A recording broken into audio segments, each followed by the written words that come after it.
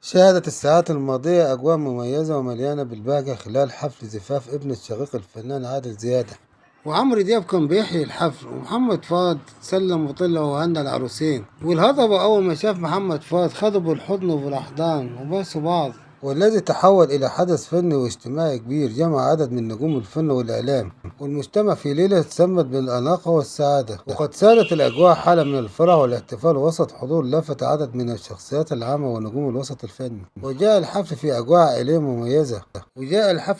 عائلية مميزة حيث حرص الفنان عماد زيادة على استقبال الضيوف ومشاركتهم فرحتهم بهذه المناسبة الخاصة التي جمعت الأسرة والأصدقاء في ليلة استثنائية. وشهد الحفل حضور عدد من الفنانين الذين حرصوا على تقديم التهنئة للعروسين ومشاركة العائلة لحظات الفرح والسعادة. وكانت المفاجأة الكبرى في الحفل مشاركة الهضبة عمرو دياب في إحياء أجواء الحفل، حيث قدم مجموعة من أشهر أغانيه التي تفاعل مع الحضور بشكل كبير. تحولت القاعة إلى حالة من البهجة والرقص والغناء، خاصة مع الأغاني التي ارتبط بها الجمهور بالمناسبات السعيدة وحفل الزفاف. ويعرف عمرو دياب على قدرته على إشعال الأجواء مثل هذه المناسبة الكبيرة، وهو ما ظهر بوضوح خلال الحفل. كما حضر عدد من نجوم الفن من بينهم الفنان أدور والفنان باسم سمرة، إلى جانب عدد آخر من الفنانين والشخصيات العامة الذين حرصوا على التقاط الصور التذكارية وتقديم التهاني للعروسين في مشهد عكس روح المحبة والعلاقة القوية التي تجمع بين نجوم الوسط الفني ببعضهم البعض. واختتمت الليلة وسط أجواء من السعادة الكبيرة، حيث عبر الحضور عن أمنياتهم للعروسين بحياة مليئة بالحب والاستقرار. تظل هذه الليلة واحدة من أبرز المناسبات الاجتماعية والفنية التي خطفت الأنظار خلال الفترة الأخيرة،